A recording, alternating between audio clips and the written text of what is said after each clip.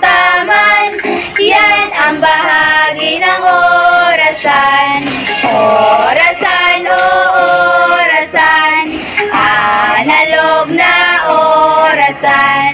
Orasan o orasan, analog na orasan. Tingnan natin ang orasan. May tatlong kamay, kaibigan. Maikli, mahaba at katamtaman. Yan ang bahagi ng orasan.